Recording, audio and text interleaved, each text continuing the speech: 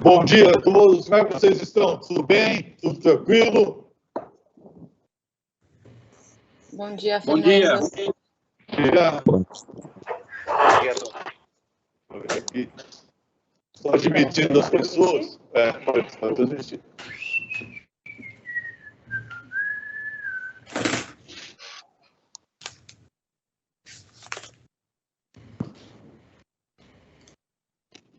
Acho que agora está entrando todo mundo já. Aí, então. Bom dia, Vitória. Você está bem? Irma, tem aula aí? Renato. Tudo certo. Doutor Gilberto, você está bem? Tudo tranquilo? Alexandre Gouveia. Bom dia, secretário. Tudo bem por aqui? Tudo ótimo. Paulo Gianola. Bom dia, secretário. Tudo bem? Você está bem? Embaixador Gilberto. Professora Débora. Embaixador Luiz Barbosa. Bom dia. Bom dia. Bom dia, tudo bom? Bem. Prazer em vê-los aí nessa manhã. Vamos dar início nessa reunião de hoje. Né? Nós estamos aqui, inclusive, na reunião hoje aqui, em boa companhia, do Marcos Mesquita, diretor da Enel, aqui conosco, o doutor Paulo da Sunfire, também está presente, Marcos, e o nosso queridíssimo professor Nelson Pedroso, né? O nosso consultor, está aqui também presente. Né? E apresentar também a Janaína Pinheiro, que é a nossa assessora técnica da Secretaria também, está aqui hoje conosco. Ela você já conhece, né, Gilberto? Porque ela veio da SVMA, viu? Estudou com o Rafael também, cara. Muito bom. Bom, vamos iniciar a reunião com uma apresentação que vai ter tudo a ver com o que nós estamos desenvolvendo aí no nosso grupo de trabalho do Comitê Consultivo, né, sob a coordenação do nosso conselheiro Elias Speyer, né, que é sobre as métricas de qualidade, né, de integração e introdução dos conceitos de SGE, né, na administração pública. Essa apresentação vai ser feita pelo nosso consultor, Alexandre Gouveia, que é formado pelo IBMEC, né, vice-presidente do Instituto Brasileiro de Administração Pública. O Alexandre tem ampla experiência, não só no Paraná, como também no Instituto Federal, né, Rio de Janeiro. E o conceito de cidade integrada que ele vai apresentar para nós, vocês vão verificar, ele assambarca praticamente muito de todas as nossas preocupações aí no que tange ao nosso sistema de gestão ambiental e climática na cidade de São Paulo. Né? O Gésner de Oliveira, que está entrando aí também, eu acho que ele vai se identificar bastante com o sistema que nós estamos introduzindo aí pelo projeto do Alexandre Gouveia. Alexandre, por favor, você está com a palavra, pode iniciar a apresentação. Perfeito. Então, bom dia a todos. Obrigado. Não sei se me ouvem bem todos aí. Estamos ouvindo. Sim. Eu vou compartilhar aqui uma tela.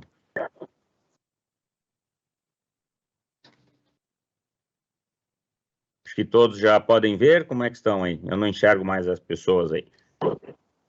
Tá bem, nós estamos vendo. Perfeito. Então, tá bom. A pedido do secretário e junto com a equipe, Janaína e os componentes da equipe, nós fizemos uma integração e uma correlação entre conceitos e tecnologias de modernização e renovação urbana, orientado ao foco de cidades inteligentes, e fizemos uma correlação disso com o Plan Clima. Então, o plano de mudanças climáticas foi desenvolvido aí pela prefeitura, à época ainda com 18 meses de trabalho dentro de uma equipe também multidisciplinar, chegou à conclusão e hoje nós temos esse plano que é a base do trabalho da Secretaria de Mudanças Climáticas e nós tínhamos a missão, então, de criar uma correlação entre esses conceitos e tecnologias que existem no mundo hoje para orientar a base de criação de indicadores, a monitoramento e a indução de novas políticas públicas da Prefeitura de São Paulo. Então, nós nominamos esse projeto criado dentro da Secretaria como Cidade Integrada.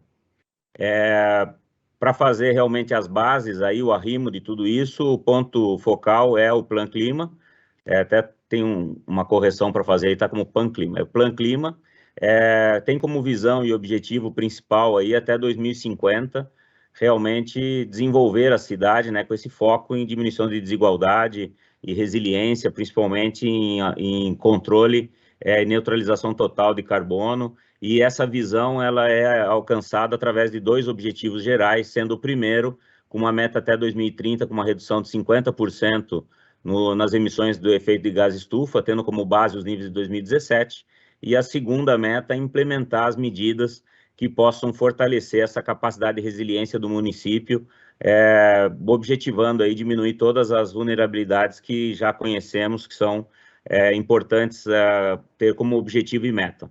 Isso tudo está desenvolvido em cima de alguns pontos, como a redução do carbono a zero em 2050, adaptar a cidade de hoje para amanhã, proteger pessoas, foco na Mata Atlântica, desenvolvimento de sustentabilidade e geração de trabalho e renda de forma sustentável. Então, a partir da visão e desses objetivos, é que nós começamos a desenvolver, então, o conceito de trabalhar com cidades mais inteligentes para integração dessa solução. Então, partimos do princípio de que não existe só um conceito ou uma tecnologia que seja capaz de resolver todas as questões de uma cidade do porte de São Paulo, uma metrópole de nível mundial, que está entre as principais, e, obviamente, não é uma só que deve ser tomada como arrimo ou ponto principal da administração. Então, por conta disso, é que nós integramos aqui, colocamos como cidade integrada, criando uma analogia aqui a 2 questões: a integração de tecnologias e conceitos e a integração das próprias funções e subfunções da administração pública da cidade de São Paulo, além da integração também da administração pública com a sociedade civil organizada e com a academia, e dessa forma nós temos a sociedade como ponto focal dessa transformação. Então, nós vamos falar sobre Smart Cities, ODS da ONU, Unesco, Cidade 15 Minutos e ESG, que são os 5 principais eixos que congregam hoje a consolidação das tecnologias que estamos trazendo para dentro da Secretaria, para ser a base geradora de novos indicadores, tendo aqui a compreensão de que não vamos reinventar a roda, nós vamos simplesmente fazer um bom uso daquilo que já é inquestionável hoje em nível mundial. Então, dentro dessa ideia, começamos por Smart Cities, em que para todos, obviamente, é um tema que já deve ser conhecido, mas a gente quer ressaltar de que o enfoque que trazemos aqui é um enfoque realmente em uma cidade que tem que se desenvolver como uma cidade criativa e sustentável, tem que fazer o uso intensivo da tecnologia, porém esse uso ele tem que estar focado no cidadão e tem que estar focado no processo de planejamento e transformação social. Então, usamos aqui o sentido e o conceito Smart City da União Europeia, que são sistemas de pessoas interagindo, usando energia, materiais, serviços, financiamento, todos os recursos disponíveis para catalisar e realmente desenvolver a parte econômica com foco na qualidade de vida, né, no desenvolvimento da melhoria da qualidade de vida. Então, considerando isso, Smart Cities para nós hoje, nós temos que levar em consideração a Carta Brasileira das Cidades Inteligentes, os sistemas de qualidade padrão ISO que já existem para cidades inteligentes em padrão mundial. Temos um case de referência para não ficar somente na teoria, temos dentre vários que existem no mundo e outros podem ser utilizados, mas elegemos o projeto 22 de Barcelona como sendo um case referência, e nós temos dentro da própria ONU, nós temos uma unidade Smart City, que é um projeto de Smart City da ONU, que leva em consideração indicadores dos ODS especificamente para as cidades inteligentes. Então, nesse conceito, começando por Carta Brasileira de Cidades Inteligentes, foi desenvolvida essa carta dentro do guarda-chuva do Ministério da Ciência e Tecnologia, com apoio de integração do governo alemão, e utilizamos aqui 80 redatores dessa carta, que são da primeira versão. Esses 80 envolvem a união de governo, da academia e da sociedade civil organizada e até mesmo de organismos internacionais.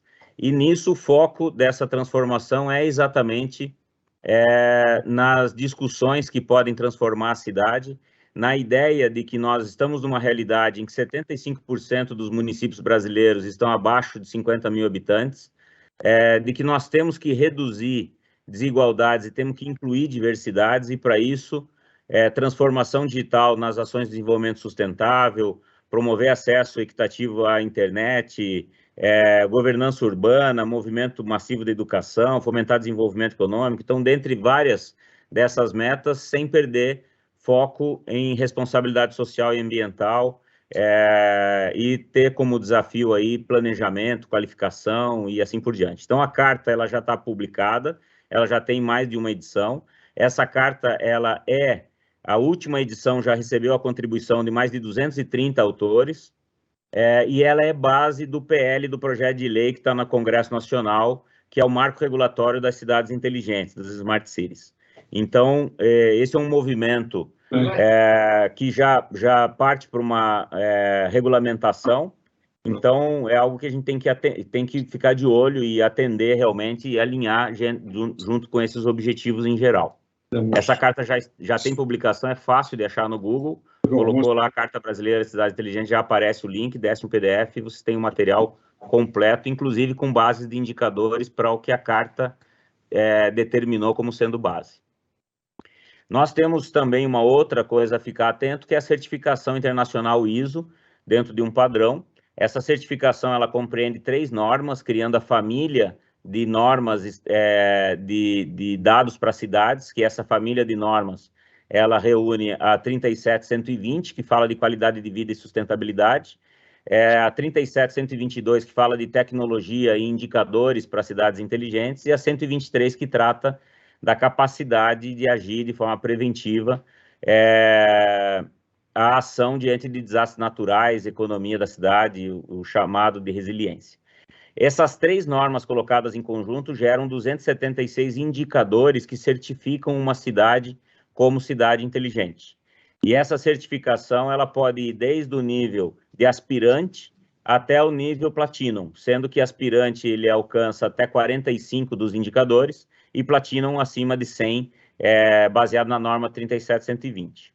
Então, isso daqui é algo que já está pronto e que gera um nível de qualidade em que a gente pode orientar também a geração de indicadores próprios do Plan Clima.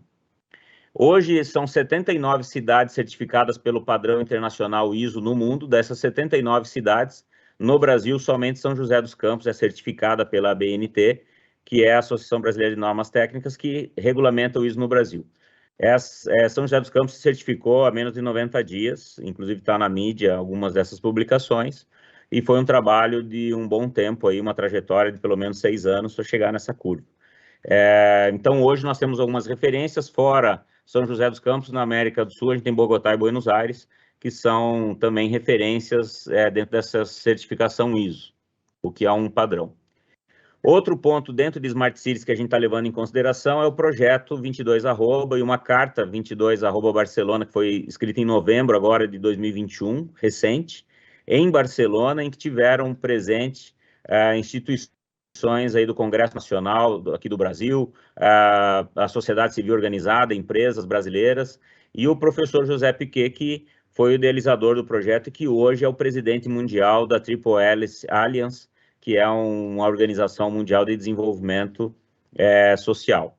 ele é um urbanista e lá ele capitaneou e tocou esse projeto 22 arroba, que não sei quantos conhecem, mas para nivelamento de todos aqui, o 22 arroba é um projeto de recuperação de uma área industrial degradada em Barcelona, que reúne 22 quarteirões dentro de Barcelona. E isso hoje já tem mais de 20 anos, e ainda é um canteiro de obras, e essa foto é uma foto real ali do local, perto do que é o tradicional de Barcelona, de Gaudí.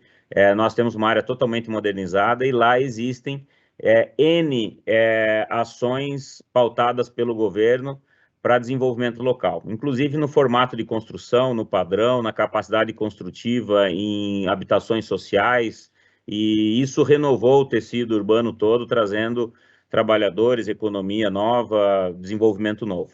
E hoje, para um entendimento, eles monitoram toda essa região, são também projetos em que nós estamos atentos a ter um benchmark em cima disso, e o principal é entender que uma área degradada industrial, ela foi renovada, e hoje os 22 quarteirões dentro de Barcelona, que representam uma fração da cidade de Barcelona, ela recebe 60% do investimento imobiliário de todo o país, Espanha.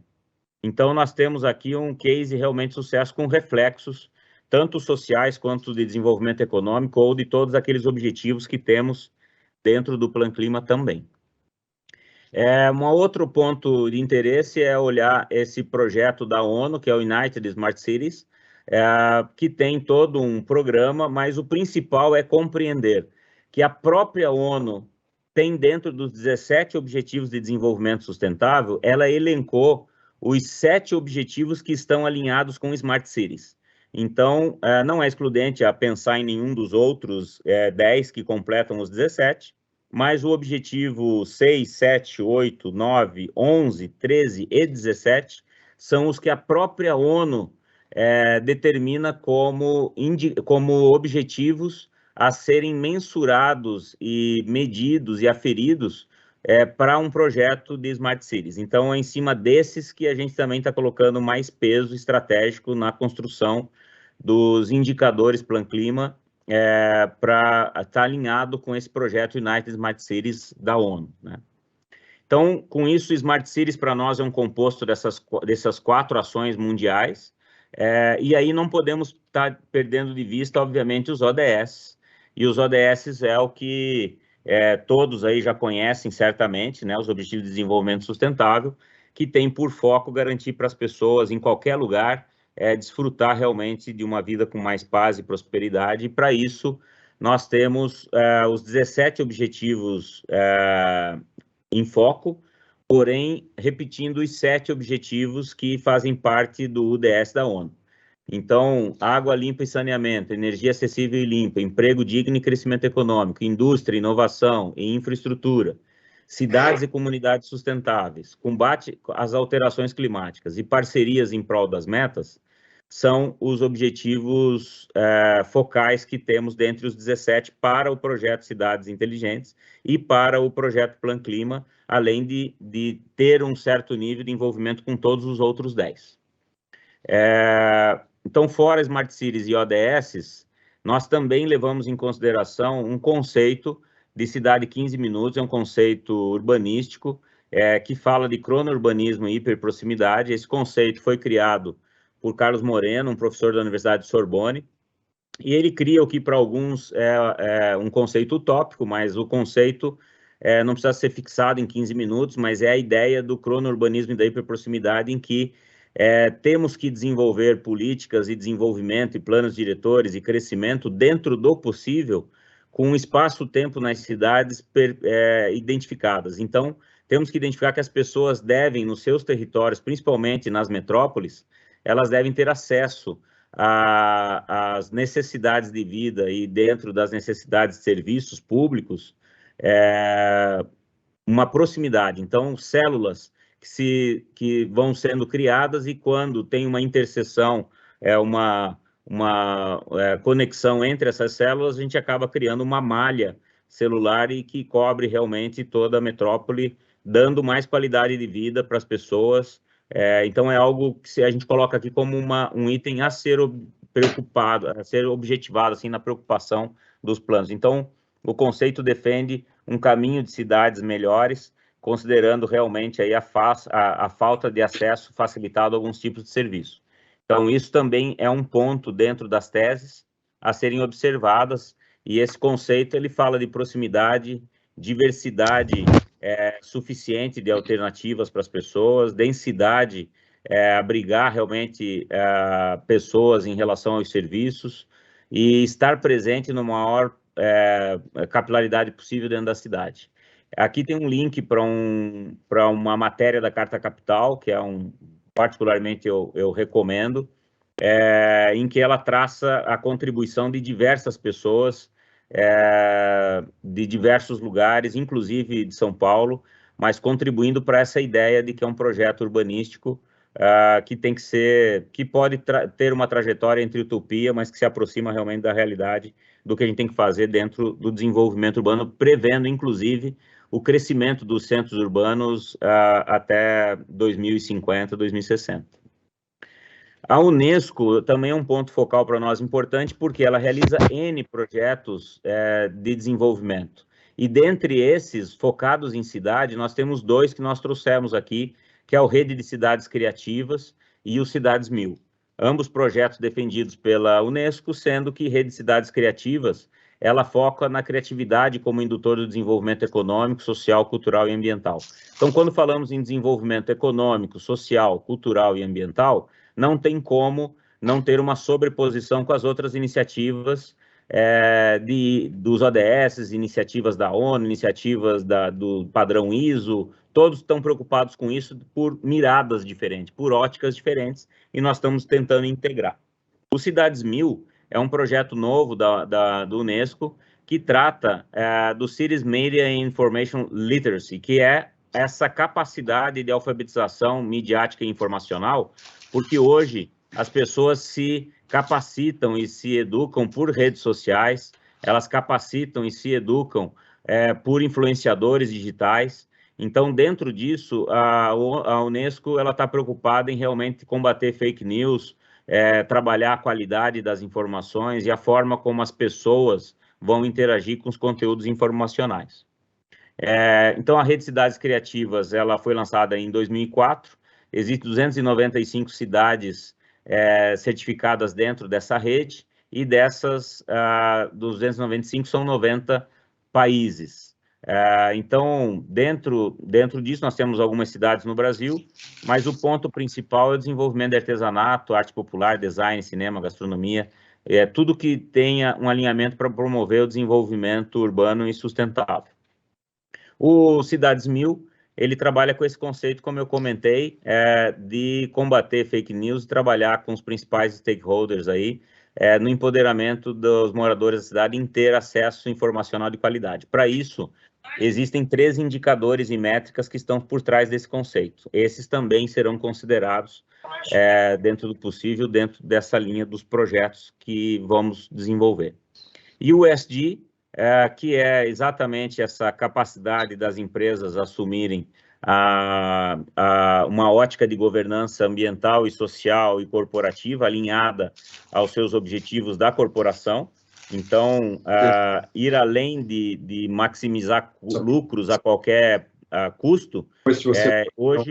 Eu vou para o canal também dar um toque nela para reforçar, tá bom? Obrigado, um abraço.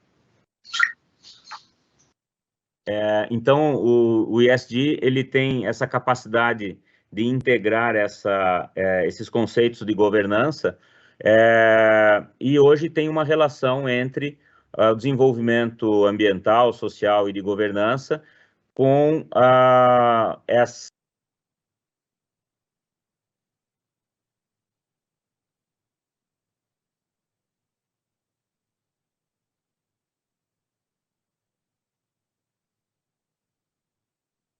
Está sem áudio.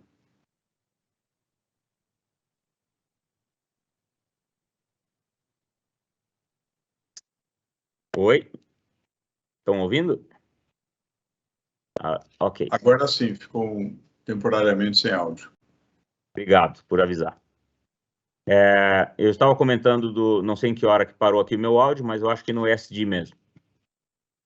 Então, a governança, o ESG é exatamente os padrões de governança ambiental, social e corporativa que as empresas estão levando em consideração, além das ações que estavam focadas somente em lucros.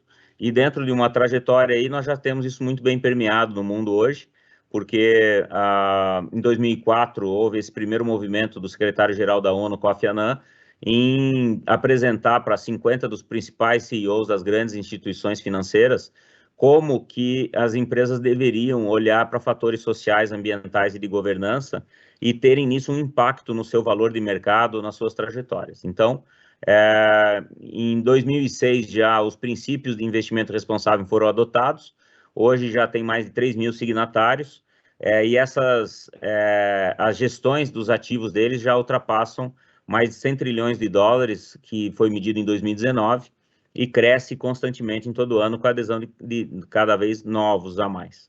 Então, dentro disso, hoje no Brasil, os ODS estão presentes, os objetivos estão presentes dentro dos negócios das grandes empresas, e se gerou no Brasil o Índice de Sustentabilidade Empresarial na B3, e hoje 83% das empresas que têm esse processo de integração dos ODS à sua estratégia de metas estão presentes dentro desse índice na B3.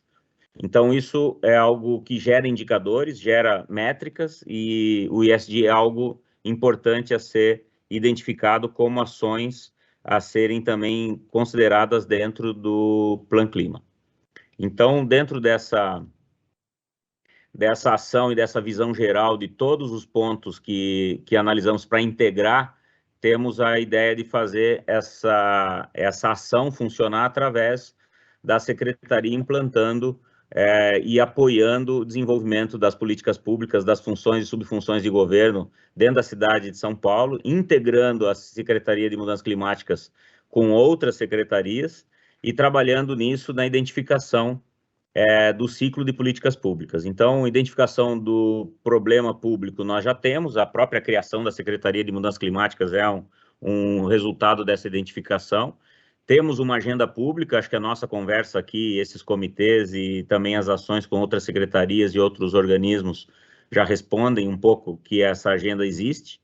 E estamos na criação dessas alternativas e soluções, que é o passo dessa integração, de olhar para outras desenvolver aqui tecnologias de não reinventar a roda, mas trazer a consolidação daquilo que é inquestionável, que já está dando resultados.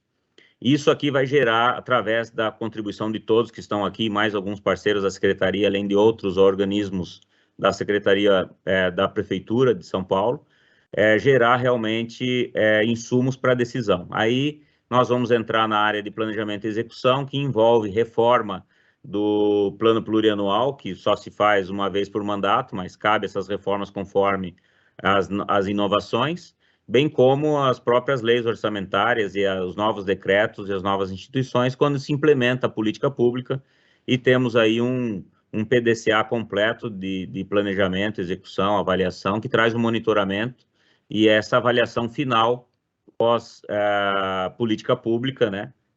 Uma avaliação ex post que nos dá os indicadores de reforma, e aí entramos de novo numa reforma de ciclo. Então, a ideia é integrar hoje tanto recursos humanos, quanto estruturais, financeiros, orçamentários, tecnológicos, da prefeitura, dentro da administração direta e indireta da prefeitura municipal, bem como contar com a colaboração de organismos internacionais, academia, governos estaduais, federal, sociedade civil organizada, terceiro setor e o setor produtivo de toda forma.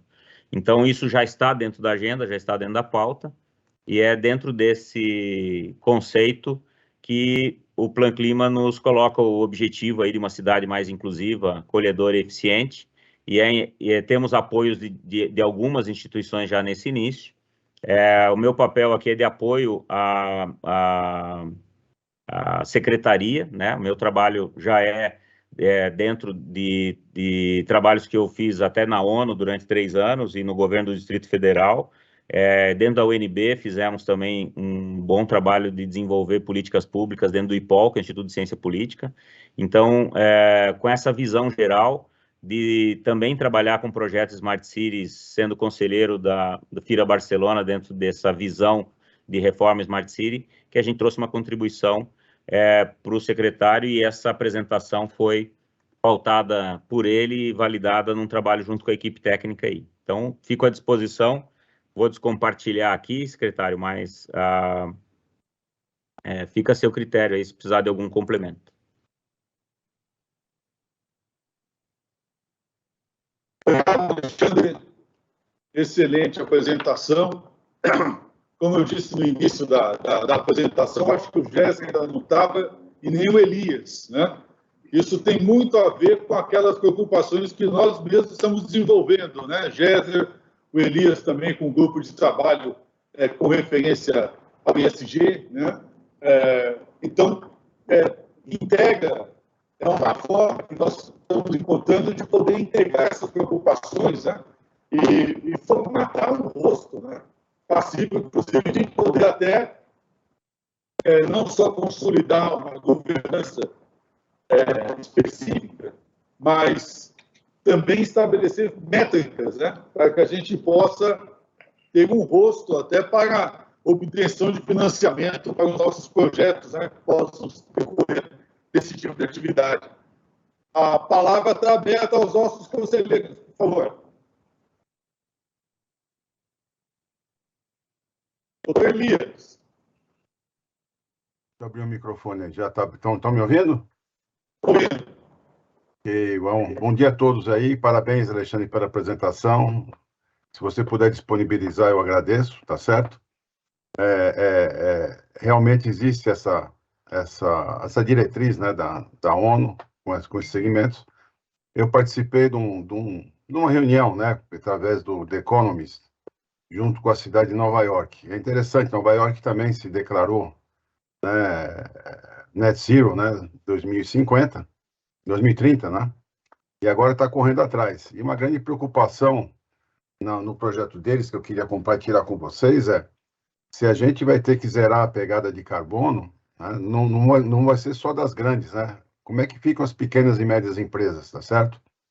Que elas, no fundo, elas têm que ser integradas, né? Se elas não tiverem um programa semelhante, né, ao cliente dela, que já se declarou Net Zero, escopo 3, como é que ela vai sobreviver? Então, essa é uma preocupação que eu queria deixar aqui, né, para o time, para a gente pensar, né, quando a gente tiver a Smart City, olhar com um pouco de cuidado as pequenas e médias empresas, que elas são fundamentais para a economia, não têm o recurso, não têm o conhecimento, né? Em Nova York, 75% das grandes já iniciaram o programa e tem andamento. As pequenas e médias empresas em Nova York, 75% exatamente ao contrário, nem iniciaram, não sabem nem o que é, entendeu? Então, acho que é um esforço aí sistêmico que nós vamos ter, mas certamente em cima desse guarda-chuva, né, que você nos colocou, fica bem estruturado aí, ok? Obrigado. Obrigado, Elias. Professor Jéssica, por favor.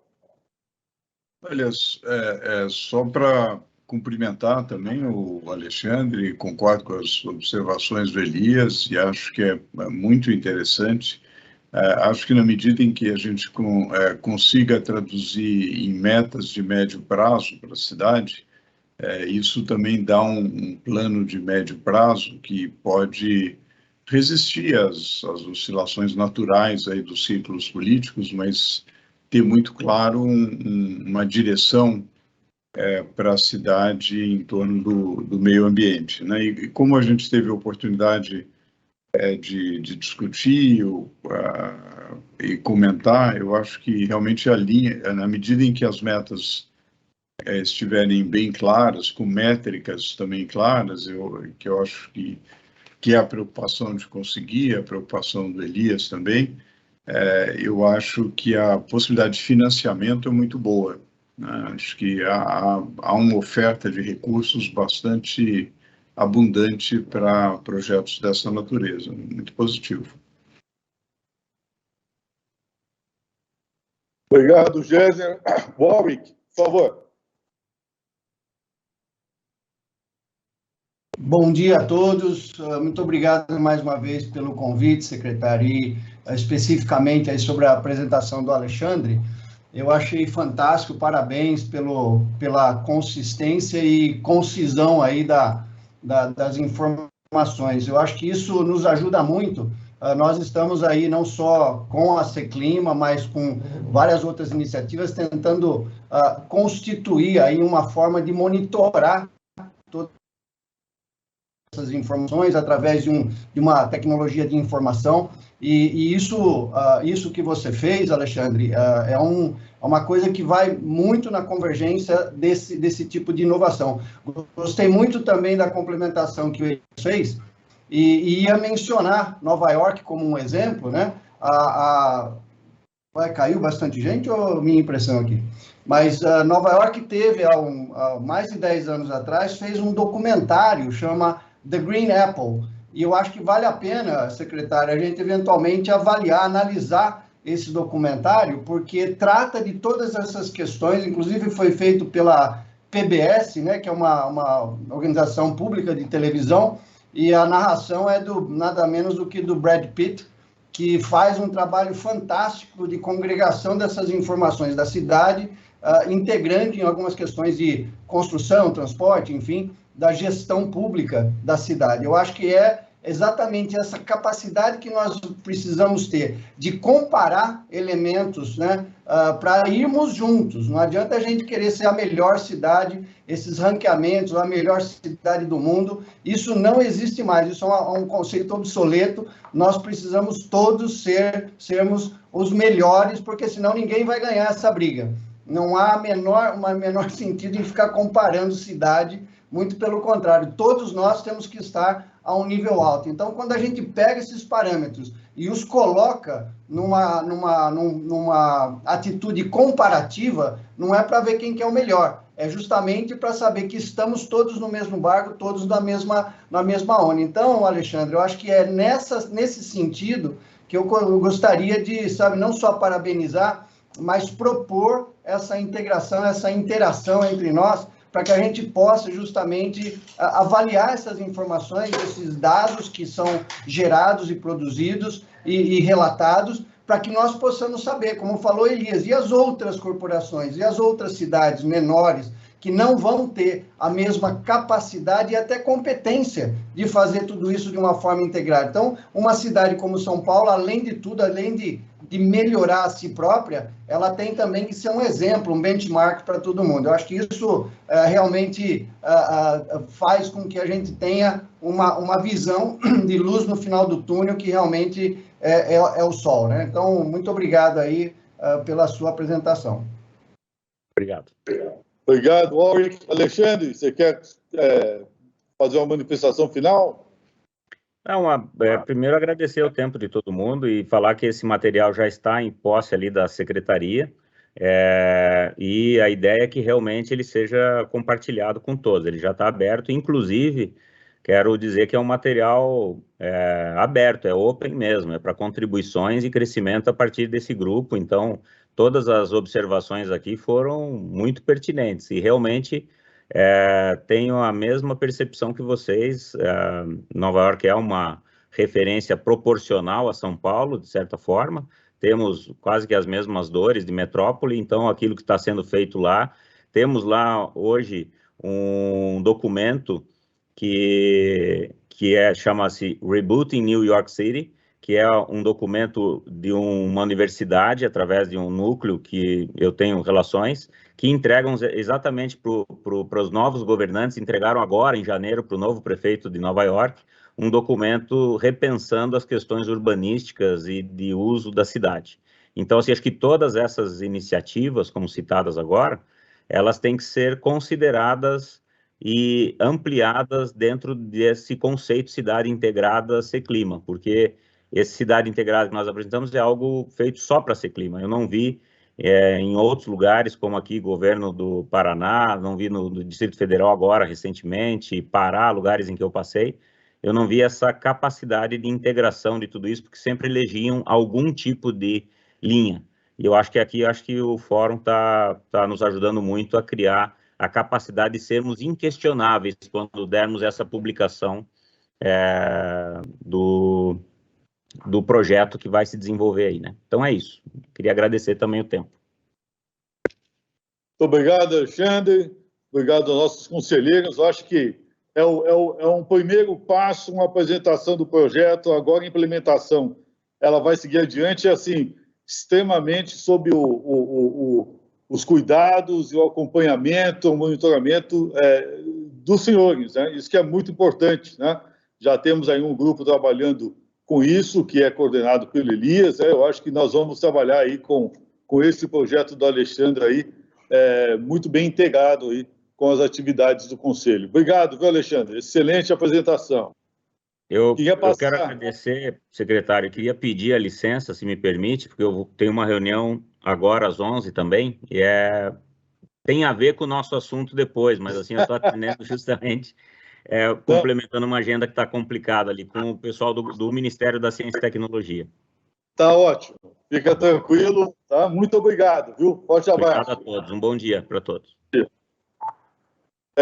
Vitória, agora, a nossa conselheira Vitória Garcia deve apresentar aí suas observações quanto aos desafios da legislação e o reaproveitamento para o nosso plano de gestão integrada de resíduos sólidos, né? A Vitória está acompanhando esse trabalho nosso de revisão do PGIRS, né? E tem dado contribuições muito importantes aí nesse processo. Vitória, a palavra está com você, pode subir a apresentação. Obrigado. Bom dia a todos. Vou dividir aqui a tela. E é bem interessante a sequência, porque tem a ver com o SG que a gente estava vendo, né? Então, calma aí. Onde que vai isso aqui? Secretário. Pronto. Estão vendo a tela?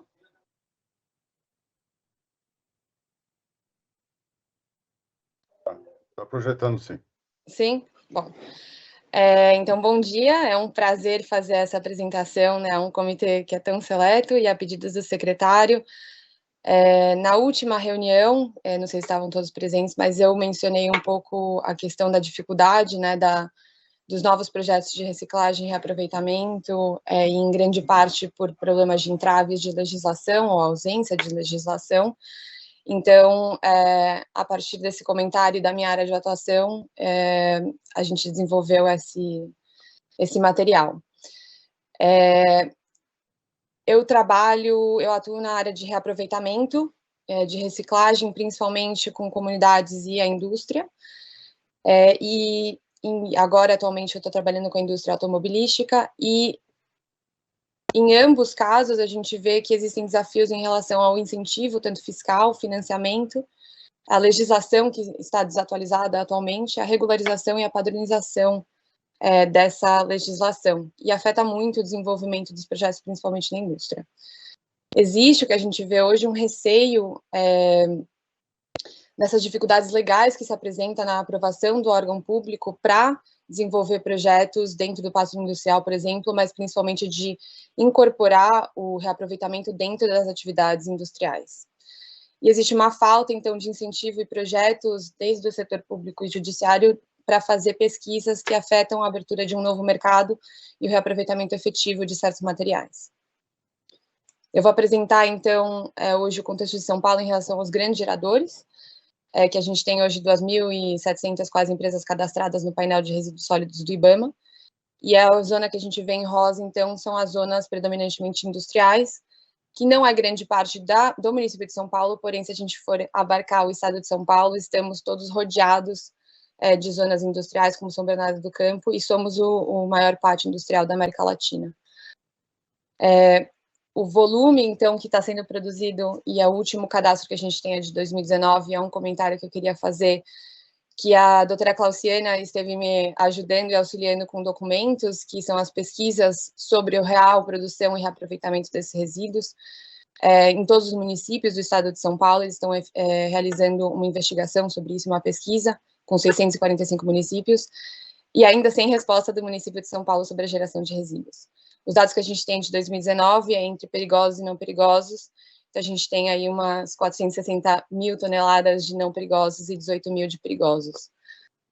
Como a gente vê no gráfico, já existe uma decreção, ou seja, substancial desse volume, mas ainda uma diferença palpável entre as categorias de não perigosos e perigosos do seu reaproveitamento e... calma. Eu vou focar, então, no industrial e nos grandes geradores e falar um pouco da onde vem essa inquietude, da onde vem essa questão, que é desde a minha atuação. A Pop Solutions, a gente realiza os projetos e consultorias de reaproveitamento de resíduos pós a industrialização e os trabalhos com a comunidade de reaproveitamento desses materiais e capacitação e educação. O que vocês veem nas fotos são os materiais que são entregues para a gente para soluções que eles não têm hoje na fábrica, e são basicamente EPIs, materiais excedentes da produção fabril. E hoje ele recebe um descarte ambientalmente adequado, que seria, no caso desses materiais, a incineração. Porém, a gente vê que esses materiais, eles têm um potencial de viabilidade de reaproveitamento, e é isso posterior a uma análise de laboratório. Então, a gente vê que tem muito material que é descartado hoje, que, na verdade, não chegou ao ciclo final de vida, como é considerado em outros países e outras legislações. Então, a gente tem uma trajetória de legislação, né, que é responsável pela definição desses conceitos, que a gente vai estar determinando o que é o fim de vida do ciclo de um material, e quais que são as alternativas ou as obrigatoriedades que impõe a lei para que as empresas deveriam seguir. Então, a gente tem a Política Nacional do Meio Ambiente, a Nacional de Resíduos Sólidos, a resolução da CONAMA, do Conselho do Meio Ambiente, que tem relação aos resíduos da construção civil e demolição, e todas as etapas de licenciamento ambiental. E no final da apresentação, a gente vai ver, então, as leis de incentivo e as logísticas reversas e responsabilidades compartilhadas. Sobre a Política Nacional de Resíduos Sólidos, que vai ditar um pouco o que pode ser feito com esses resíduos, o que é permitido, o que é exigido. As metas, então, são a da redução, reutilização e reciclagem, tentando, então, designar a essa disposição final ambientalmente adequada, que seria os aterros ou a incineração, o menor volume possível de resíduos. Então, a definição é entre rejeitos e resíduos sólidos. Então, se especifica que os resíduos sólidos são esses materiais que são inviáveis para ser lançados na rede pública de água, e eles precisam de soluções técnicas que sejam economicamente viáveis e ambientalmente viáveis também.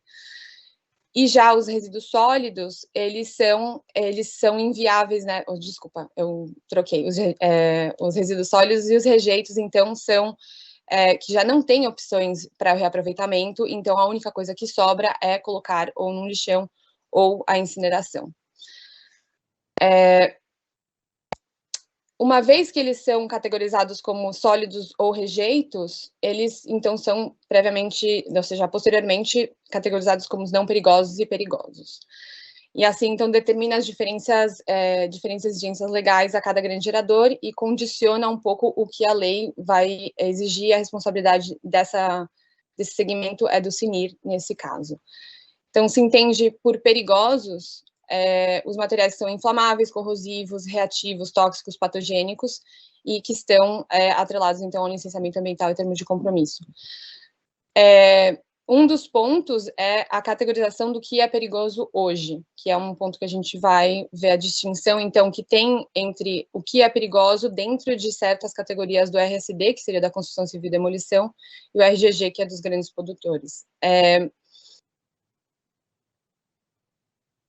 Então, essa distinção, o que acontece é que eles entendem que o impacto final do produto é o negativo, e esse é um vínculo circular da cadeia produtiva muito amplo, ou seja, existem resíduos e excedentes que a gente vê que não chegam à fase de consumo, e sim são os insumos dentro da indústria que já têm um potencial de reaproveitamento e reciclagem, que seria uma logística reversa dentro da cadeia produtiva industrial. Buscando, então, que esses resíduos industriais são gerados nos processos produtivos de instalações industriais, a gente tenta minimizar o impacto ambiental e ver a definição de perigosos e não perigosos com um foco no que é realmente uma logística reversa efetiva, que não seria somente posterior ao consumo, mas também posterior à industrialização. Quando eles estão sujeitos à formalização do termo de compromisso, então ressalta o fato desse ciclo de vida. e diferente à construção civil, que já tem maior abertura ao que seria a reciclagem dentro da cadeia. Então, a classificação acaba abarcando um cenário desatualizado e deveria ser reconsiderada. Então, a classificação do RCD já fala, dentro das classes A e B, que eles deverão ser reutilizados ou reciclados, e na classe B, então, determina que são plásticos, papelão, papéis, metais e vidros que deveriam estar sendo reciclados para outras destinações.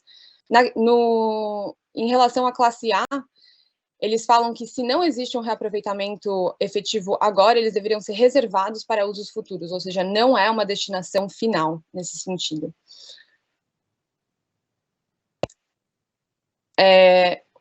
Desculpa, vou voltar aqui para o termo do perigoso, porque o que a gente vê é que o termo perigoso faz referência aos materiais com esse impacto final, mas não está vinculado ao processo produtivo. Então, se a gente vê que esses resíduos e possíveis rejeitos são viáveis como matéria-prima, então é uma maneira de minimizar o impacto ambiental dessa produção e poupar os recursos naturais. Então, esses deveriam também ser considerados como perigosos, porque geram um impacto nos nossos recursos de igual maneira. A gente vê que existe uma desatualização, porque existe no setor um desenvolvimento extremamente acelerado de novas tecnologias. No minuto de redação da lei, a gente vê que o que era considerado perigoso e inviável hoje, atualmente, ou seja, uma lei redatada em 2009, 2016, hoje a gente já tem novas tecnologias de reaproveitamento, é um cenário extremamente dinâmico e que a gente vê que existe um desfase entre o que foi aprovado e o que realmente nós podemos fazer hoje como soluções. Em relação ao CECLIM, então, e vinculado ao RCC e ao RCD, a gente vê que as metas também dentro do nosso plano, que esse foi um diagrama que eu elaborei para o secretário, para ver um pouco como estava estruturado o nosso plano de gestão integrado, e a gente acabou descobrindo que estava bem desintegrado nesse sentido. Existem metas claras para reciclagem, reaproveitamento e logística reversa dos resíduos da construção civil e demolição. Então, existe um tratamento muito diferenciado entre diferentes setores de atuação em indústria e grandes produtores de volumes, tão perigosos quanto, de maior impacto, quem sabe, os grandes produtores, porém não contemplam a mesma legislação e a mesma abordagem dentro do nosso plano também. Dentro do PGIRS que a gente tem, já se fala da implementação desses materiais reciclados da construção civil para o uso em obras públicas e serviços públicos como pavimentação ou serviços de construção de espaços públicos. E órgãos também de segmento e a blendagem, por exemplo, que vão dando alternativas para esses resíduos e minimizar o volume de material que vai chegar nos aterros ou ser incinerado. A CECLIM encabeça, né, ou seja, as ações primárias das ações climáticas, porém, eu acho que a gente ainda tem que rever certos pontos que estão atrelados a legislações e outros organismos onde a Secretaria se apoia também. E a gente chega, então, no grande, né, o contraste, desculpa aqui o e-mail. Eita.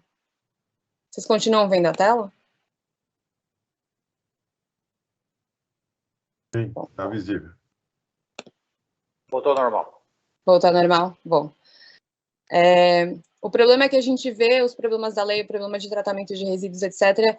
E no final do ano passado tínhamos uma lei que estava para ser aprovada e foi vetada em sua grande maioria, que era a lei de incentivo à reciclagem, que viria a resolver certos impasses que a gente vê na gestão de resíduos e no reaproveitamento.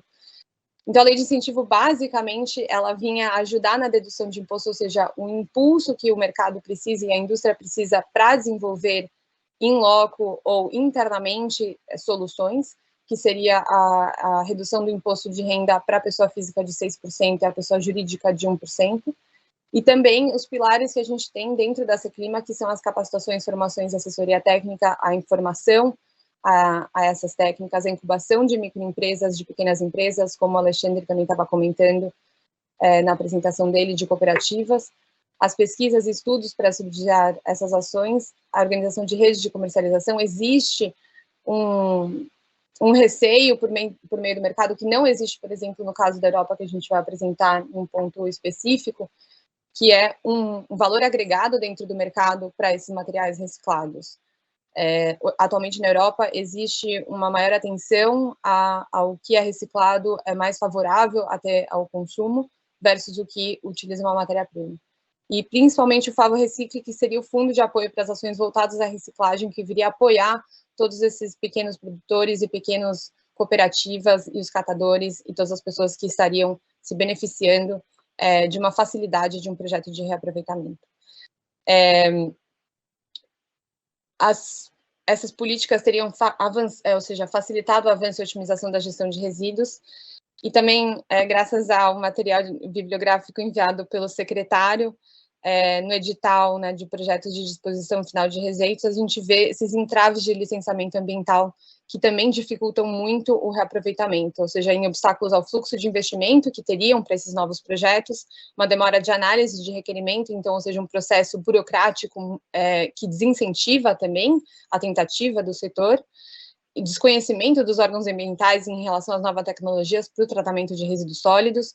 Então, também a desatualização gera uma desaceleração ou seja, de novos projetos de tecnologias de ponta que poderiam estar solucionando de maneira muito viável, porém, o desconhecimento gera incertidão e isso gera, provavelmente, que o projeto não seja aceito ou entraves burocráticos tão longos que desincentiva o início de qualquer projeto por parte das empresas. E também uma ausência de articulação com a área técnica. O objetivo da apresentação e da pesquisa era começar a achar algumas soluções, então, ou seja, com os casos comparativos de, dado o nosso marco legal, dado as regras do jogo que a gente tem hoje, como podemos solucionar e incentivar e colocar adiante um pouco as metas que temos dentro da Seclima.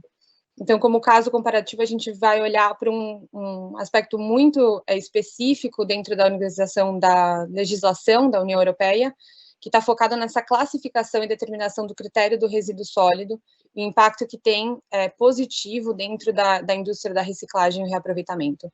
Então, dentro do Green Deal, eles também procuram incentivar ainda mais a reciclagem dentro da União Europeia, criar essa segurança jurídica e as condições de concorrência equitativas que vão viabilizar tecnicamente e econômica a proteção ambiental por meio desses projetos, eliminando, então, os encargos administrativos necessários, que seria a gestão de resíduos sólidos hoje na cidade de São Paulo, é um grande peso para a administração, querendo ou não.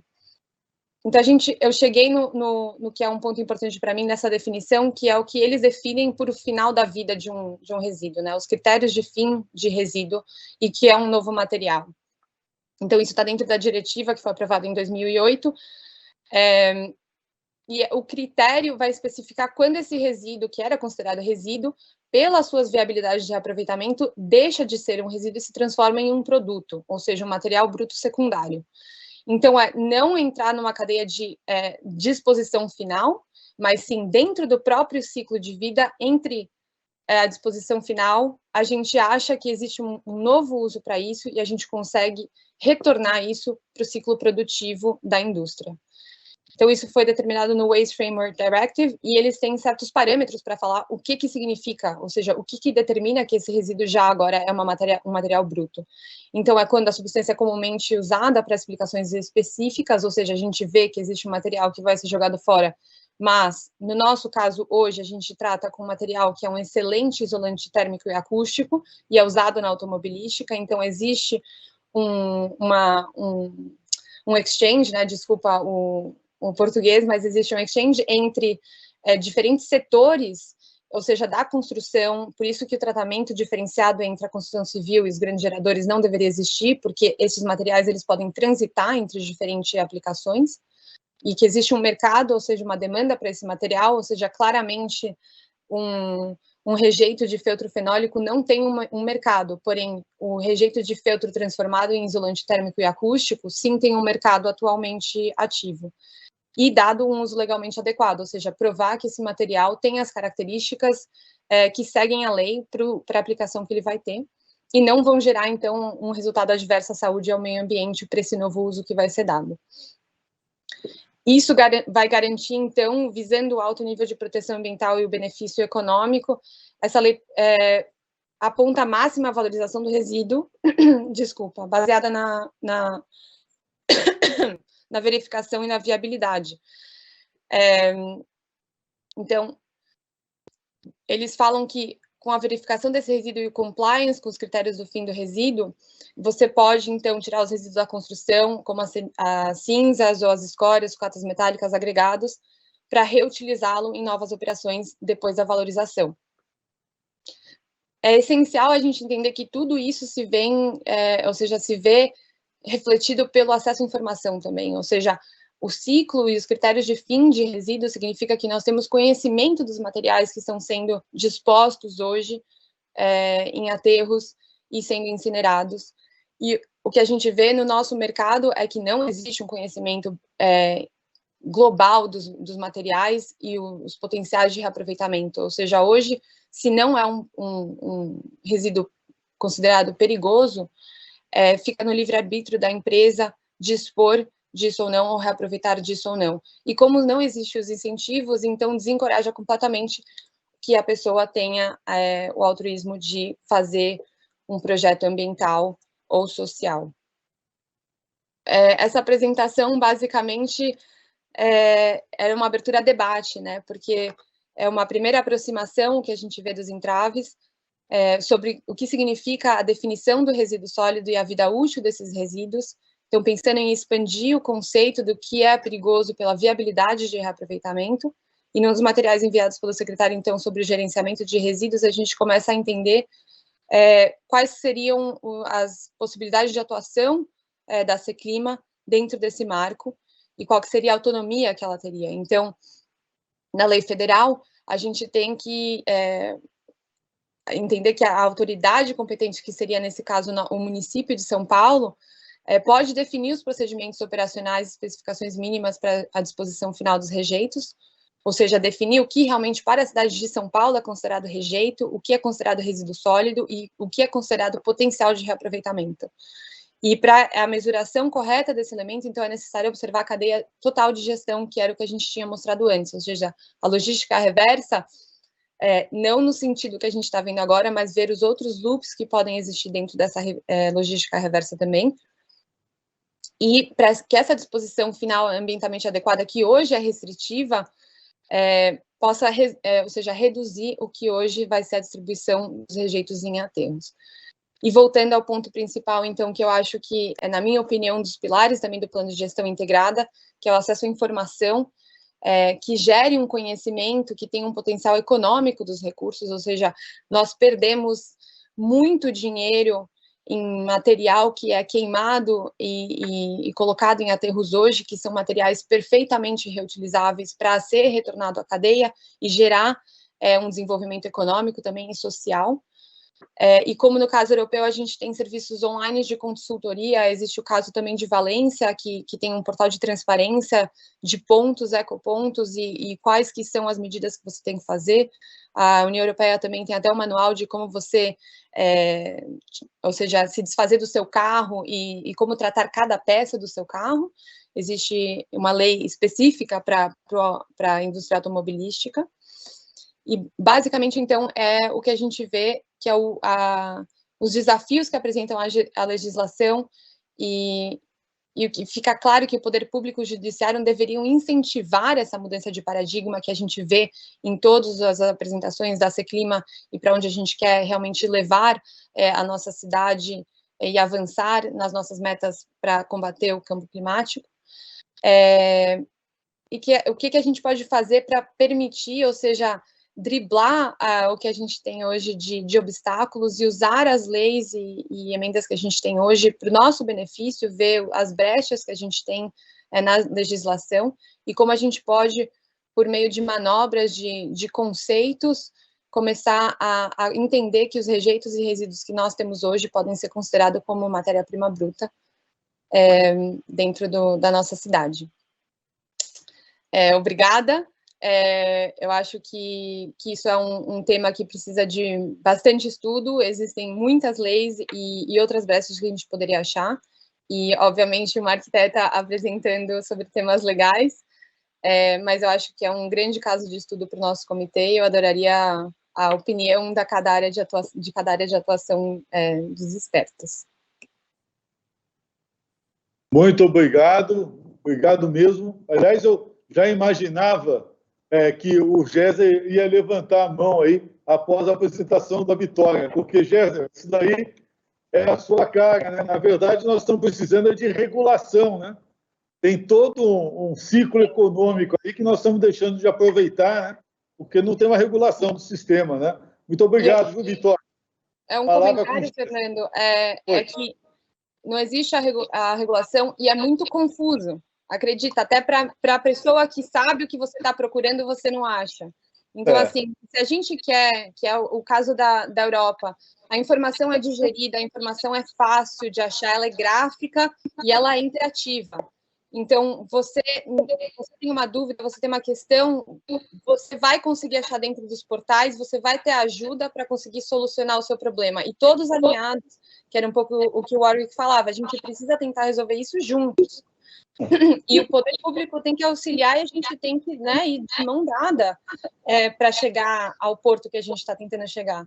E hoje essa informação ela está em 20 portais diferentes, em grande parte desatualizada, e tem muitos órgãos de controle e tem muitas pessoas envolvidas que faz que seja um processo muito confuso.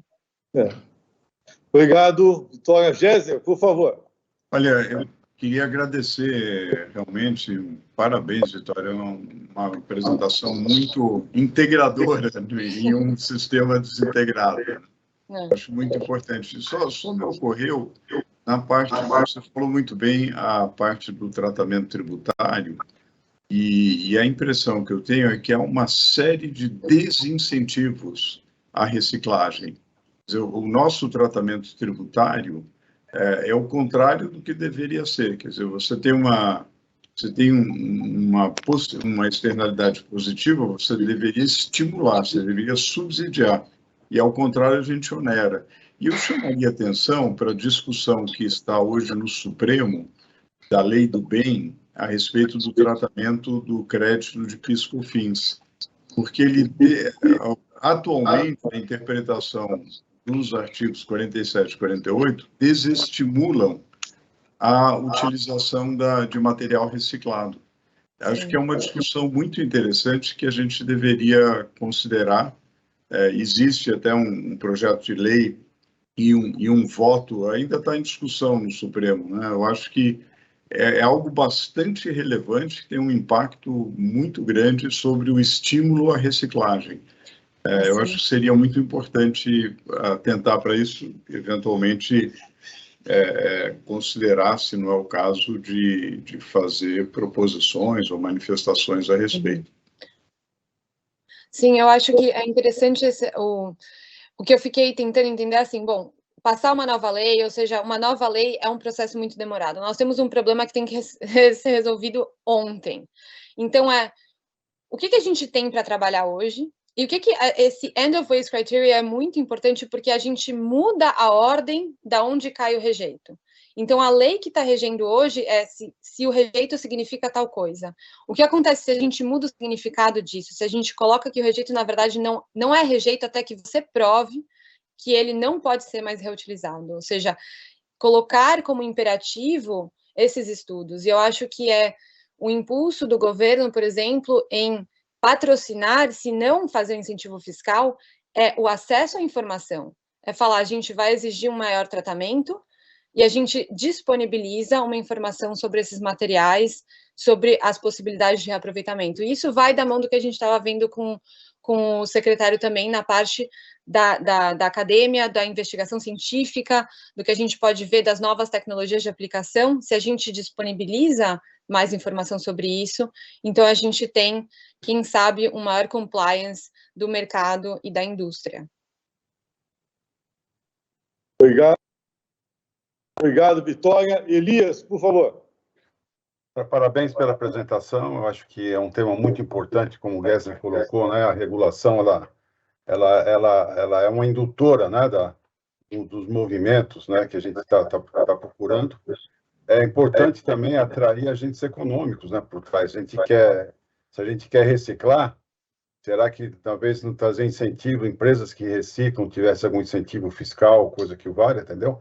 E atrairia até essa indústria que também é um movimento econômico, tá certo? Além de você resolver um problema, você gera emprego e você reutiliza o material, mas sem dúvida, se não tiver um arcabouço legal por trás, né, e a gente vê que aí tem que ser muito mais, eu acho que mais a cenoura do que o chicote, né? Tem que ter um incentivo, não a punição. Eu acho que seria um ciclo bastante proveitoso para a cidade. Obrigado. Obrigado, Elias. Professora Clauciana, por favor. Bom dia a todos. Dá para me ouvir bem aí? Vamos ouvir. Parabéns às duas apresentações. Me sinto aí bem feliz com as temáticas abordadas, né, que atuo há algum tempo. Vitória, nos falamos aí, né, ontem, antes de ontem, e fico muito feliz com essa temática aí, realmente necessária nessa atuação aí das mudanças climáticas. Vitória, eu gostei muito da tua apresentação e acho que também poderíamos colocar a questão não só da reciclagem, mas também do que antecede a reciclagem, principalmente no que se refere ao poder público, que seria a redução e o repensar aí dos processos, né? Porque temos aí grandes entraves para a elaboração do Plano Municipal de Gestão Integrada de Resíduos Sólidos, que é uma das questões que a política nacional cobra, né, não só do município, mas também das empresas, dos pequenos e grandes geradores, e realmente há um grande entrave, que foi a pesquisa que eu te passei, Vitória, que é o nosso estudo aí da questão da legislação e dessa distância enorme que tem entre a aplicabilidade dessa legislação, o quanto que isso é prático, o quanto que isso é desintegrado ainda. Então, falta esse incentivo realmente, como você falou, da educação ambiental. Então, muitas vezes o gestor que está ali frente ao próprio poder público, ao município, que é onde as coisas acontecem, ele não tem a importância do quanto que essa legislação pode, deve ser aplicada e quanto isso está interrelacionado não só ao cumprimento legal, mas também a questão de uma economia, né? Quando falamos aí de economia circular, economia solidária, o quanto que eu posso deixar de gastar e o quanto eu posso ganhar com isso. Então, eu acho extremamente importante, eu acho que ressaltarmos isso no comitê, né, essa questão da dificuldade. Claro que no momento, quando eu repenso, quando eu reduzo e eu chego na reciclagem, quais as tecnologias que eu posso me dispor, como eu posso fazer dessas tecnologias aí serem legais e realmente serem valorizadas. No Brasil, atualmente, a gente tem aí cerca de 40% de disposição inadequada ainda de resíduos, então é um número muito alto. E principalmente aqui no Sudeste. Imagino São Paulo, né? Não temos ainda os dados de São Paulo, mas a quantidade aí de geração e o quanto pode ser feito para esse cumprimento da legislação. Vitória, me coloco à disposição aí, tá ok? Para auxiliar como cidades inteligentes, e eu parabenizo.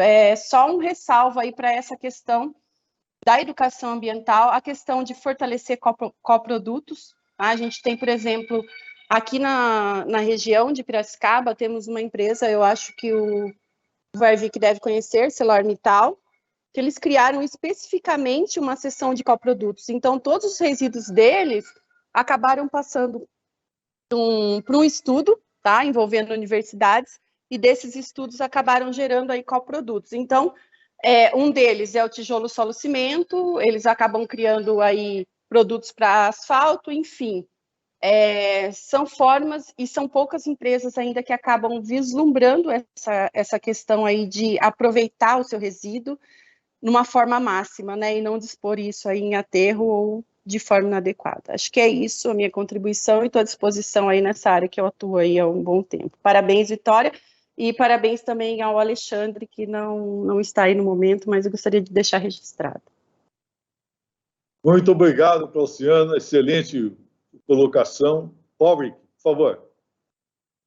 Rapidinho, só para ir na provocação da Clauciana, e até para informar, a nossa empresa foi selecionada pela Arcelor aqui em Piracicaba para desenvolver a célula de ESG do grupo, né? Então, está bem interessante aqui, junto com a Manetone, que é a empresa que faz toda a distribuição dos produtos da Arcelor em todo o Brasil.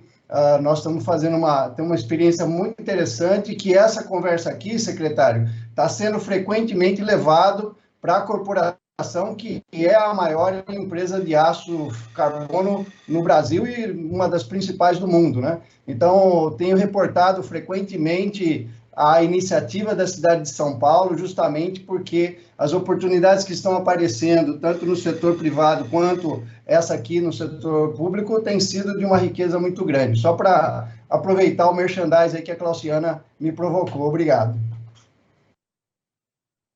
Muito obrigado, Warwick. Acho que esse tema é um tema que nós vamos desenvolver. Acredito aí, até consulta a Vitória, para que a gente possa ampliar esse trabalho, talvez formatando um grupo, né, de trabalho, a exemplo do que o Elias já coordena, né, só com essa questão referente aos resíduos sólidos. Vamos deixar isso daí no ar, né, Vitória? E aí nós articulamos isso no decorrer aí do período, tá bom? Sim, com certeza, obrigada. E eu acho que é um tema que ainda tem muitas leis, muitas coisas para revisar. Eu acho que foi uma mirada preliminar, digamos assim, mas é um cenário, digamos, que dá para ser resolvido e um terreno rico em soluções, eu acho. Tá. Ótimo, Vitória. Muito obrigado, viu? Passaria agora para o nosso último tema, né, que é o Programa de Agricultura Urbana, que nós vamos desenvolver na cidade de São Paulo, com a Sun Farming e com a nossa concessionária, a Enel, né, de distribuição de energia.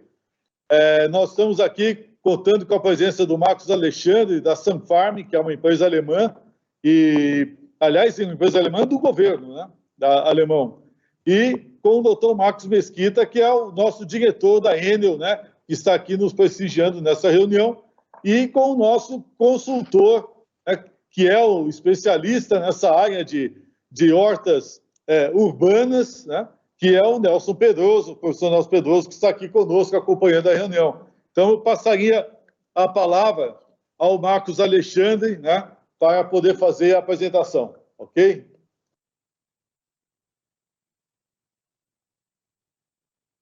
Vai lá. Bom dia a todos. É uma honra para nós estarmos nessa reunião aqui com os senhores e senhoras. Vou iniciar a apresentação.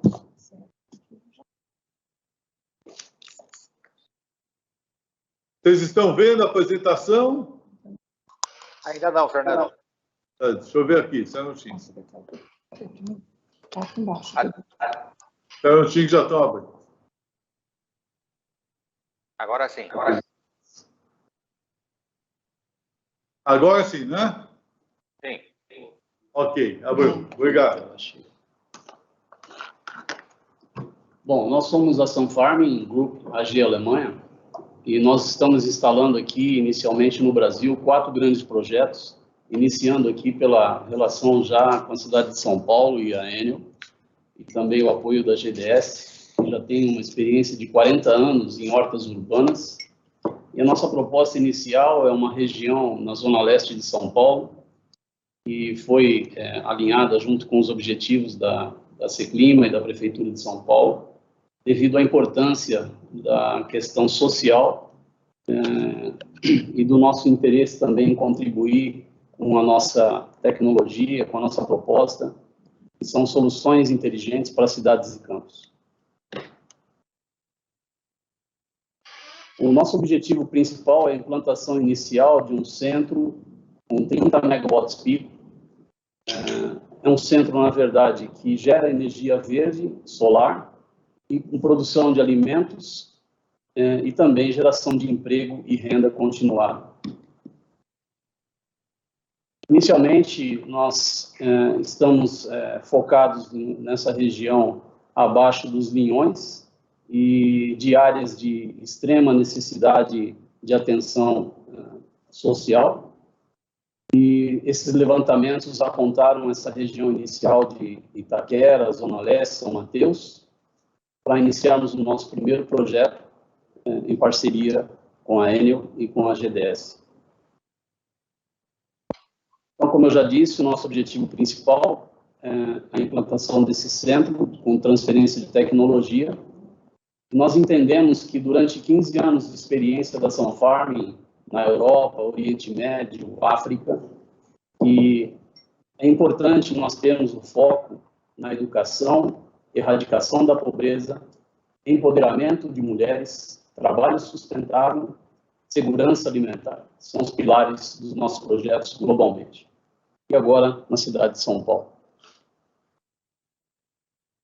A GDS, ela já, como já mencionei, ela tem uma experiência de 40 anos implantando a agricultura urbana em parceria com a Enel, com a Eletropaulo, hoje Enel. Então, nós vamos aproveitar essa experiência e aprender também nessa relação para que nós possamos melhorar a qualidade de vida das pessoas que vão estar próximas e serão atendidas no nosso programa. Essa é uma proposta também de trabalharmos junto com a Prefeitura de São Paulo e a Seclima na questão de uma atenção especial às áreas de mananciais da cidade de São Paulo, na Billings e Guarapiranga, também em Coemai. É importante salientar que a nossa tecnologia, os nossos painéis são painéis translúcidos, que permite realmente a questão de termos uma usina que seja agricultável na parte de baixo. Também, com as usinas flutuantes, nós podemos ter uma produção de pescado, enfim, de peixe, no sistema tanque-rede. Também temos um sistema de monitoramento, de controle, monitoramento da qualidade da água, dos mananciais, enfim. Essa é a nossa proposta para hortas urbanas em topo de edifícios, prédios públicos, hospitais, faculdades, escolas, maternidades e creches. Todos os nossos alimentos que são produzidos abaixo das nossas estruturas são alimentos orgânicos, com certificação de selo verde para exportação para o mercado comum europeu, mas, como já constituímos uma relação inicial aqui com a cidade de São Paulo e a USP, quem vai determinar o direcionamento dessa parte comercial da produção desses alimentos serão as comunidades envolvidas nessa relação entre a Enel, a GDS, Prefeitura de São Paulo e Sun Pharming. Não só produzimos alimentos orgânicos, como também temos uma área específica na produção de ervas medicinais, focadas agora, então, principalmente nas ervas medicinais brasileiras. E depois eu vou mencionar o nosso principal objetivo em pesquisa, que é a Artemisia annua. Bom, nessa parceria com a Enel, nós já identificamos aí cerca de 50 áreas que nós podemos iniciar a implementação do nosso projeto. Senhores e senhoras podem perceber que as nossas estruturas, elas são elevadas. A elevação aí na parte mais alta é em torno de 3 metros e 2,5 metros na parte de menor altura. Todo o sistema de irrigação, ele é por gotejamento. Nós não utilizamos nenhum produto químico para a fertilização dessa produção, apenas biofortificantes naturais. O sistema de pragas também, ele é controlado monitorando a questão toda do ambiente. Todo o sistema é robotizado, controlado por sistemas hoje até utilizados em alguns projetos na Alemanha, por mini-drones, que controlam a questão de umidade, temperatura, e monitoram o controle de pragas. Também não usamos nenhum tipo de defensivo agrícola para controle de pragas. Então, nessa sinergia, nós estamos buscando realmente essa parceria com a Enel, com a cidade de São Paulo, para melhorar a qualidade de vida das pessoas, levando produtos de qualidade, orgânicos, certificados, para também apoiar essa questão de alimentação nas escolas, creches, enfim. Bom, nós também temos uma parceria aqui com a Prefeitura de São Paulo, um projeto inicialmente até mesmo apoiando a questão dos imigrantes, ou então dos refugiados. A Alemanha é reconhecidamente especializada em recuperação de áreas contaminadas, tanto por conflitos, ou então por questão aí de aterros sanitários, como vocês vão conhecer futuramente aí, os nossos projetos nas fronteiras da Europa, para os refugiados dos conflitos armados de guerra. Então, essa é a nossa proposta para a Sun City, né, que é uma unidade habitacional com geração de energia verde, sem nenhum tipo de ônus para essas pessoas que vão ser contempladas nesse programa de apoio às pessoas com alto índice de exposição social. Esse exemplo, nós realizamos esse projeto na Tunísia, mas eu posso esclarecer aos senhores em um outro momento. Nosso objetivo na cidade de São Paulo já conta com um levantamento para a implementação de 600 megawatts de energia verde, com geração também de crédito de carbono. Nos nossos centros, nós temos cursos específicos totalmente gratuitos, nessa relação com a Prefeitura de São Paulo, a USP, a GDS e Enel. Nós vamos propiciar cursos gratuitos com duração de 2 a 3 semanas. Nosso sistema nós utilizamos e chamamos de treinar os treinadores. Então, na relação com as universidades, institutos, Sistema S, Embrapa, agências da ONU, que já estão todas contempladas nesse projeto, nós temos cursos específicos na área de horticultura e na área de sistemas fotovoltaicos. Os cursos principais são focados em hidroponia, nutrição de plantas, meio de crescimento, qualidade e gestão da água, plantio e cultivo, vendas e marketing, aquaponia e avicultura. Todos os cursos têm foco de treinar as pessoas para que elas tenham a habilidade de serem donas dos seus próprios negócios, gerando renda e conhecimento contínuo e acesso principalmente nessa relação com as universidades, criando assim também um apoio muito grande para combater o analfabetismo. Nas áreas na área de sistemas fotovoltaicos, nós vamos formar pessoas em cursos de técnicos de instalação de sistemas fotovoltaicos, eletricistas, e nessa relação com a universidade, esperamos que as pessoas possam ter acesso também ao estudo superior, ao ensino superior através das universidades. Nós também temos uma ideia aqui em criar um curso específico junto com a Enel, é uma proposta nossa, para combater essa questão do uso ilegal da energia. Esse é um problema que nós queremos criar junto com a Prefeitura, contar com o apoio da Ciclima, para que haja uma conscientização dessas pessoas. Como todos nós, como eu já disse anteriormente, a nossa plataforma nessa relação com a universidade, institutos e Sistema S, é uma plataforma incubadora de negócio. Então, o objetivo realmente é formar pessoas empreendedoras, são cursos contínuos. As pessoas vão sempre poder estarem aprimorando o seu conhecimento, recebendo certificação, para que elas possam ter sempre um fluxo de renda contínuo.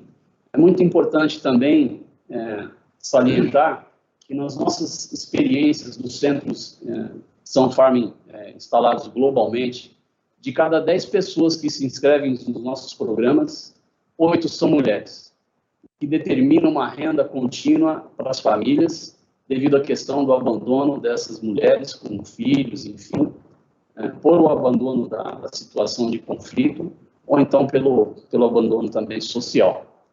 Como eu já mencionei, todos os nossos produtos recebem uma certificação selo verde para a exportação desses produtos orgânicos. Aqui um resumo, não deu para enumerar todos os players principais, desculpe, mas nós temos aqui o selo de controle de qualidade do governo alemão, Fundação de União Europeia, Fundação Brandenburg, alguns prêmios de reconhecimento da Sun Farming entre as 10 maiores empresas de energia verde da Europa, Comissão Europeia, BBK-BRM. É importante mencionar que BBK-BRM é um órgão do governo alemão composto por mais de 300 médias e grandes empresas, entre elas as principais parceiras Sun Farming, Mercedes-Benz e Siemens, na mobilidade urbana das cidades e campos, com com soluções de energia renovável. A KfW é um dos bancos que financiam os nossos projetos globalmente. Temos outros bancos também da União Europeia que financiam os nossos projetos 100%. Vale salientar que todos os recursos são Sunfarming, 100% responsável pelo financiamento e também toda a parte da gestão e implementação durante 20 mais 20 anos renováveis num contrato de PPA. A nossa venda da energia, que não é a energia mais barata, nós reconhecemos isso, porque a nossa energia é uma energia verde que gera o crédito carbono, mas é através dela que nós podemos implementar o nosso projeto, não só da questão da energia verde produzida pelo nosso sistema fotovoltaico, mas também pela produção do hidrogênio verde, metanol, etanol verde. Agora todos os centros vão ter também a produção da amônia. Nós produzimos o hidrogênio através do sistema de captação das águas de reuso das cidades. Então nós não necessariamente precisamos estar próximos às regiões litorâneas, mas nós utilizamos a água de reuso das cidades para a produção do hidrogênio verde.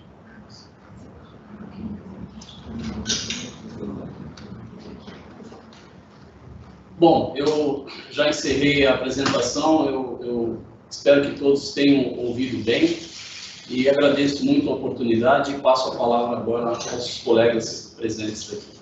Estou à disposição para esclarecer qualquer dúvida e sempre à disposição da Prefeitura e do CECLIMA, do secretário. Muito obrigado pela oportunidade.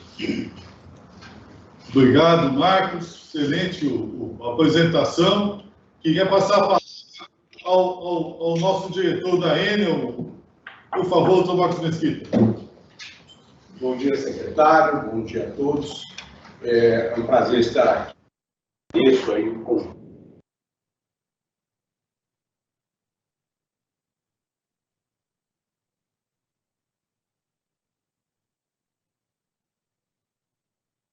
as apresentações, elas são absolutamente em linha com valores e projetos globais que a Enel participa.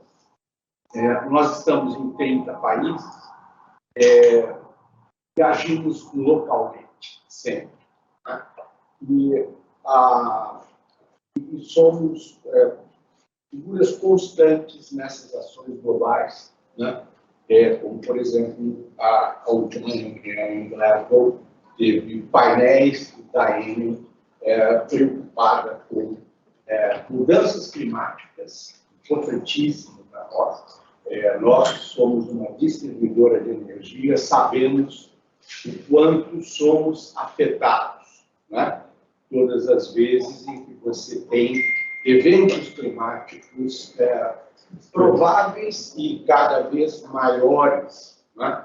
Então, tudo que pudermos fazer e incentivar toda a nossa cadeia de negócios e a cadeia produtiva de energia no Brasil são situações que nos levam a tratar isso com prioridade. O nosso contrato de concessão transferiu para nós, para vocês terem uma ideia, a nossa área de concessão é maior do que a capital, mas assim mesmo é uma área relativamente pequena. Nós temos 800 quilômetros lineares de áreas sob linhas de subtransmissão. 800 quilômetros? 800 quilômetros. Essas áreas não são muito largas, né? Mas são adequadas para esse tipo de uso.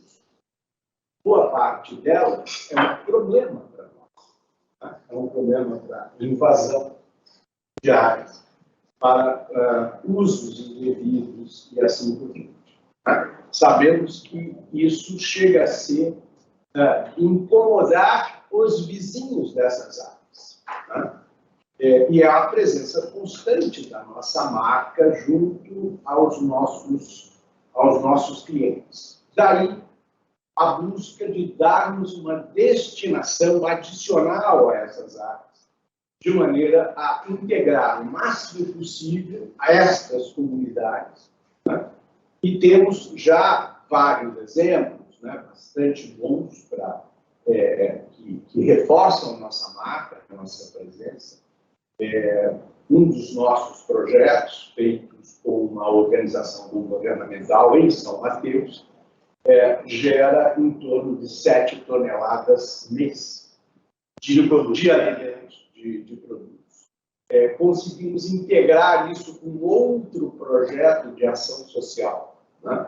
Em comunidades pobres, carentes, como aqui em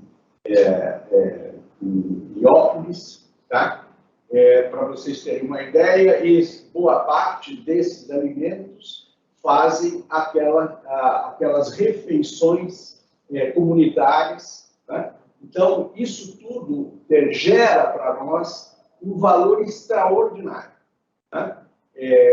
Ou seja, uso de áreas que aparentemente são ociosas, né? E você transforma isso num bem para a sociedade como um todo.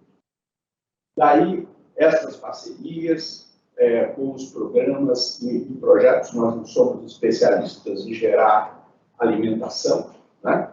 Mas damos todo esse suporte, né?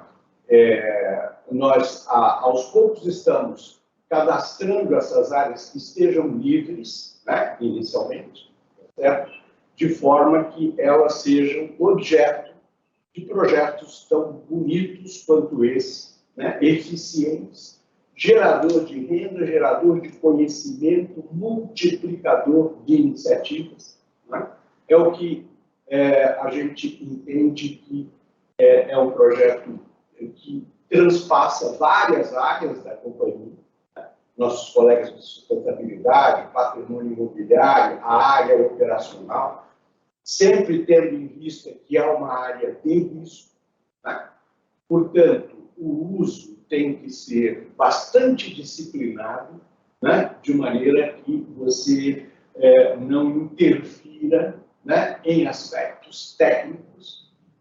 Mas isso, obviamente, nós temos colegas internos, também a experiência de vocês, né? Que certamente minimizará esses riscos, né? E, em nome desses riscos, essas áreas efetivamente permaneceram ociosas por muito tempo, né? Mas há tecnologia, há conhecimento suficiente para que esse uso possa ser feito de forma intensiva, como eu sei que é orientação aqui nessa clínica, né? E também da Prefeitura de São Paulo. Obrigado, Marcos. A ideia, portanto, é fazer uma macro-ocupação dessas linhas de distribuição dentro da cidade de São Paulo, produzindo alimentos e gerando energia limpa, energia solar. Então, é um trabalho que envolve praticamente todo o universo de resiliência, de segurança alimentar e de produção de energia limpa, né? Que integra o universo da Secretaria de Mudanças Climáticas, né? Nelson, você quer falar? Sim, secretário, gostaria de tecer algumas palavras bastante interessantes, que, na verdade, a implementação desse programa de agricultura urbana para o Estado de São Paulo, com o apoio da Sanfarm, da Enel, com a experiência que a GDS tem trazido ao longo desses 40 anos, ela já observa a questão da descontaminação dessas propriedades, né? Quer dizer, quando você limpa o que é o despejo de uma sociedade, o despejo cultural, de jogar lixo, entulho, tal, nessas áreas, vamos dizer assim, que são, de fato, relegadas a usos, né? Não muito assim, interessantes dentro da sociedade, eles acabam sofrendo a recepção de rejeitos das diversas espécies. Então, a melhor forma que tem é fazer uma análise, né, sobre os contaminantes dessas propriedades e dar um novo visual estético, né? De início, só o projeto de recuperação ambiental já é um grande ganho para a cidade, né? E essa questão ela é envolvida também com o complexo, né, da educação ambiental com as comunidades que estão lindeiras nessas áreas, né, como também das pessoas que já estão ocupando parte dessas áreas e outras áreas que também têm lá seus projetos de agricultura orgânica, né? A ideia, portanto, é potencializar as áreas que estão livres, mas também as áreas que já estão ocupadas tradicionalmente, ao longo dos anos, né, há que se dar iniciativas para a questão do abastecimento desses alimentos, né, para que toda a produção tenha um destino rápido, coeso, coerente, assim como as plantas medicinais, né, doutor Marco, que vai, de fato, para a Alemanha, quer dizer, tudo que se produz, já tem os laboratórios que estarão produzindo esses produtos de forma casada, né? Como São Paulo é uma cidade de um consumo gigantesco, né? Há que se pensar no espaço ambiental que a cidade ocupa, né, secretário? Não é só a capital. Na verdade, as cidades vindeiras também há que se colocar, né, nessa questão de observar com tranquilidade o que se produzir, por exemplo, no espelho da Billings, na porção de São Bernardo. São Paulo vai consumir energia verde que estão produzindo lá, não é? Assim como outros municípios que estarão produzindo alimentos. Então, para São Paulo, né? São Paulo precisa de observar, né? E vai observar aqui a partir da Secretaria, né, das Climáticas, a necessidade de observar que a questão climática ela transpassa esses limites, né? Ela é bem ampla, e nós estamos pensando nisso, isso que é importante. Portanto, é um projeto grandioso que pensa no cidadão, na recuperação das pessoas, numa ocupação, não só no emprego, mas principalmente ocupação, devido à pandemia, que a gente viu que as pessoas ficaram muito aquarteladas nos seus municípios, vai liberar essas pessoas, e pensando aí na psicologia ambiental, né, que é a minha especialidade, tá? De mudar o ambiente para que essas pessoas se espelhem nele e tenham o que fazer, né, sobre as mais diversas modalidades de todas as profissões. Aliás, a horta urbana, os 40 benefícios que se produz, atinge os 17 objetivos do OSCE. Os 17 pontos, né, são os únicos projetos, os únicos programas que são atingidos com os 17 ODS. É impressionante. O dia que for necessário, secretário, eu faço a apresentação dos 40 benefícios e o cruzamento com os ODS de forma prática, objetiva, pé no chão lá no projeto, para as pessoas entenderem como que isso é funcional para os processos de educação de uma sociedade. Muito bom. Alguma observação dos nossos conselheiros?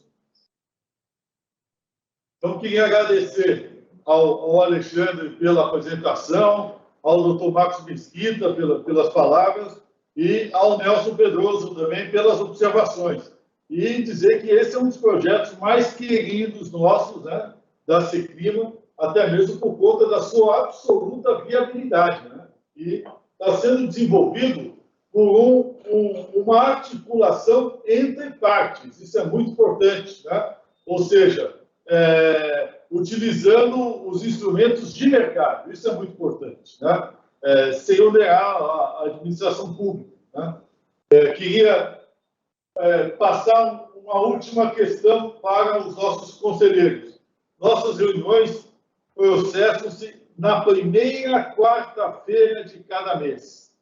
Então, a próxima reunião nossa é dia 4 de maio. Aliás, dia 4 de maio, né? Na primeira quarta-feira.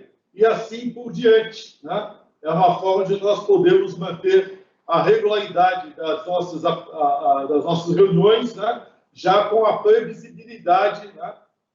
Que é desejável para todos nós aí que precisamos acertar nossas agendas, ok? Então, sempre a primeira quarta-feira de cada mês, né?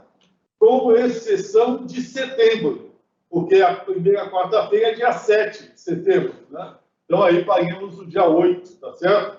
Isso se tiver alguém, né, que não tenha resolvido pular aí no final de semana, tá bom? Mas até lá tem muito tempo. Gente, eu queria agradecer muito, estamos terminando aí dentro do horário, né? Queria agradecer a todos os nossos conselheiros pela oportunidade, né? Alguma consideração final que alguém queira fazer?